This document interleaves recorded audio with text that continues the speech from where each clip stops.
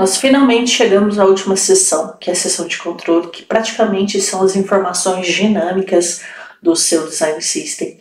Então nós temos aqui tickets que foram abertos por colaboradores do ecossistema, para os colaboradores do design system, referentes a bugs encontrados, melhorias que precisam ser feitas. Esses tickets são armazenados aqui, cronograma de release de todos os pacotes, a taxa de adoção do design system, então aqui pode ter muito a ver com as OKRs criadas, as sprints que estão acontecendo, as tasks que estão acontecendo dentro de cada sprint e os débitos técnicos que acabam ficando aí para serem realizados depois, ok?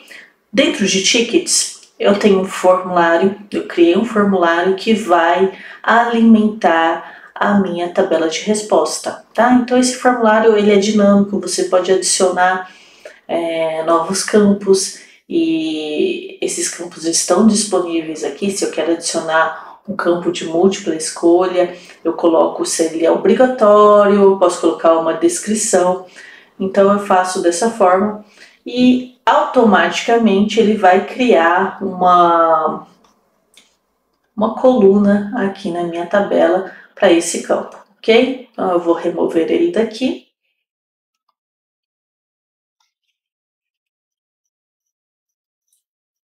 E aqui também.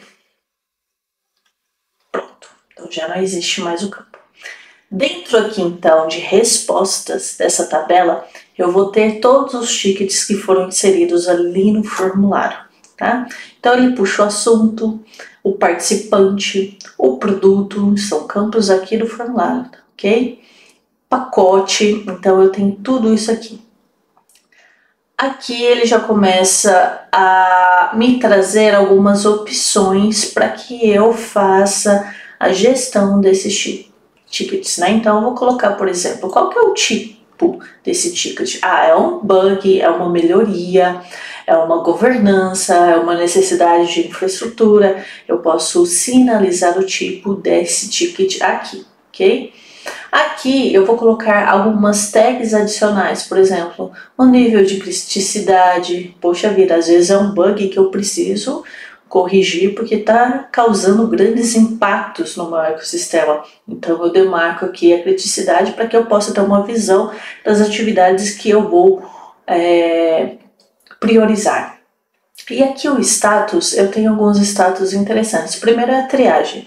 Nem tudo que a gente recebe de ticket, obviamente, vai ser realizado. Ele vai passar por uma triagem para saber se é plausível de ser realizado ou não, tá? Então a gente tem a triagem e tem aqueles tickets que acabam virando atividades. Então aqui nós temos alguns status projetando, pronto para desenvolvimento, está sendo desenvolvido, né, em revisão, precisa de refinamento, já está pronto para release, ou que foi concluído e esse ticket de fato está fechado, tá? E aqui quando eu estiver com esse ticket já pronto, né, eu já posso relacioná-lo a uma task. Então crio uma task a partir desse ticket. Por exemplo, aqui eu tenho o ticket de adicionar o estado selecionado para o icon button aqui. Então, eu vou criar uma task aqui, adicionar estado selecionado para o componente icon button. E eu vou criar uma nova página, perfeito. Agora, quando eu for aqui em task, olha só.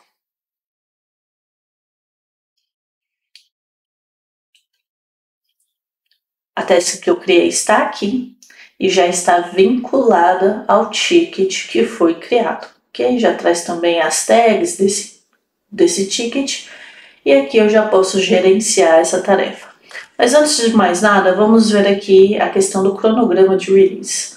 Dentro do cronograma de release é onde eu vou planejar as próximas releases dos meus pacotes. Eu posso fazer vários pacotes, eu posso fazer de um único pacote, colocar a previsão de lançamento, qual que é o status que aquela versão está, né? O tipo de versão, às vezes é uma versão major, é uma versão minor, é um patch de correção, né? E os produtos que estão relacionados àquela release. Então aqui eu tenho esse mapeamento.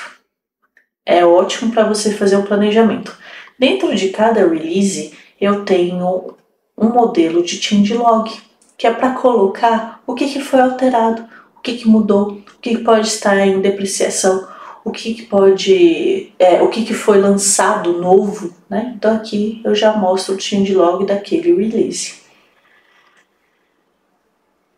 A adoção, na verdade, é um mapeamento que vai muito de encontro com as suas estratégias, o que você entende que seriam métricas de adoção. Aqui, por enquanto, existe só uma tabela, né, que é um pacote, quem são os produtos que estão consumindo esse pacote, e no final das contas, ele me mostra a quantidade, né, de produtos vinculados a ele. Então, basicamente é isso, a nossa tabela de adoção. Em seguida, nós temos as sprints. As sprints são os planejamentos que a gente tem periódicos, né?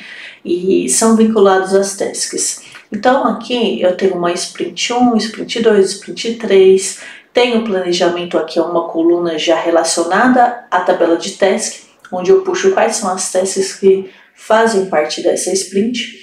E aqui eu tenho um índice de evolução. Esse índice de evolução, ele olha para as tasks e procura aquelas tasks cujo status é concluído, tá? Eu posso alterar isso se for necessário, mas basicamente ele está pegando essa lista de tasks e analisando quais estão concluídas e me trazendo a relação aqui da minha evolução. Aqui eu defino o período em que de durabilidade dessa sprint, né? E a qual release ela está vinculada. Então aqui já é outra coluna de relacionamento que faz uma relação com o controle de release. As tasks, por sua vez, estão aqui, né? Eu tenho o nome da task, o status dela, quem que é responsável, qual que é o prazo para realizar, e já vem um ponto importante, que é entender a qual key result aquela task está vinculada. Então, quando eu defino as OKRs, obviamente que eu tenho que criar atividades que estão vinculadas a ela para que eu atenda a evolução daquele key result, né? Então, aqui eu vou vincular essas KRs para conseguir mapear isso. Se houver tickets, eles vão estar mapeados aqui. Eu posso escrever um breve resumo sobre essa task aqui, né? E aqui eu vinculo a sprint, tá? Dentro de cada task eu posso ter subtasks. Então aqui nessa task de criar design tokens, eu tenho subtasks de criação de backgrounds, criação de schema, criação de foregrounds, e aqui está tudo incorporado à task PI. Tá? Quando eu olho na visão de quadro, eu vou ter mais ou menos isso aqui. Tenho a separação por estados, né? E aqui, dentro de tasks que possuem subtasks, né, eu vou ter esta visão. Finalmente, nós temos os débitos técnicos. Os débitos técnicos, na verdade, são aquilo que não foi possível fazer agora do que estava planejado em uma sprint, né? Então a gente acaba tendo aquilo como um débito que não impacta tanto na entrega, né? A gente sabe que a gente pode entregar sem ele, mas eu preciso planejar, mapeá-lo para que eu possa planejar a sua implementação. E aqui a gente já coloca ele relacionado à task, o status, se ele foi resolvido, se ele está em fase de resolução, se ele não foi resolvido, né, as observações, o prazo para resolução, porque obviamente a gente não pode deixar Deus dará também, né? E o impacto que a falta dessa implementação causa para os meus stakeholders.